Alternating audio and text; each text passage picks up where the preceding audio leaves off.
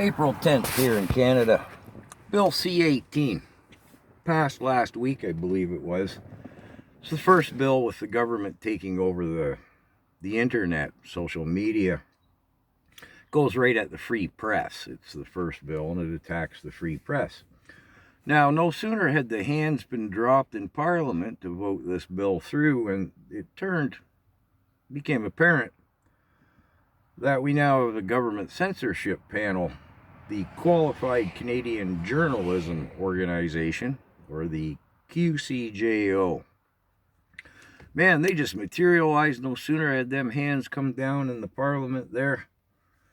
One might almost suspect that it was in place.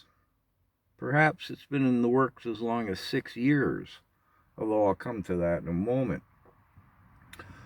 So, the Government Censorship Panel, the Qualified Canadian Journalism Organization, Government Censorship Panel, for which there is no formal right of appeal. If they deem, no, we don't like you, you're not a qualified Canadian journalism organization.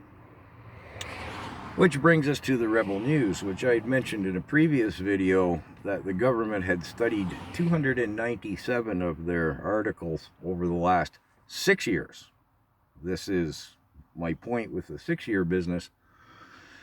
In the earlier video where I mentioned the Rebel News, I'd said this had happened over the course of 1 year. Well, my mistake, it goes back 6 years.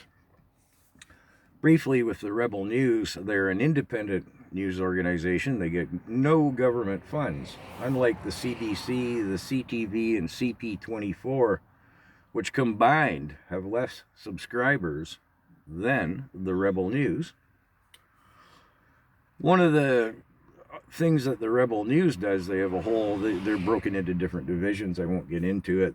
They have like one lawyer guy on staff. All he does is work the Freedom of Information Act, which, if you know how to go through the formalities, anyone, a citizen even, can, under the Freedom of Information Act, request the government to explain whatever it is you may want to be in pursuant of.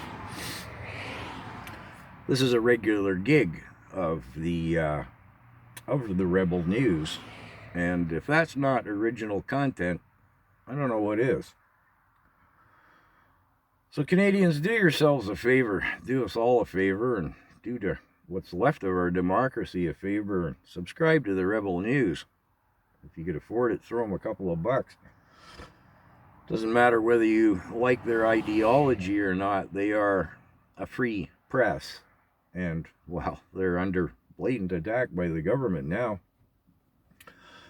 I should say, as well, the Sheila Gunn from the Rebel News just did an article on, because they've been doing this Freedom of Information Act gig for quite some time, they were informed recently, before the government censorship panel and Bill C18 even happened, that the information they'd requested on whatever it was they were requesting it on, it matters not what, they had to pay $14,000 some odd for the paperwork. And the Rebel News said, what? We don't cut down trees for this. It's all email stuff. What are you talking about? We got to pay for this. Well, it's a lot of work. Somebody's got to go round up all that information.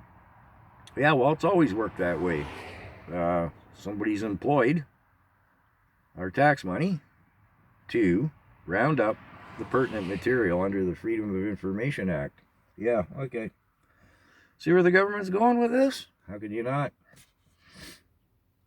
And I want to summate by saying the press is specifically mentioned at great length and detail in our important documents like the Constitution, the Charter of Rights and stuff, that a free press is paramount in a democracy. And, well, look what our government's doing. Yeah. Wake up, people.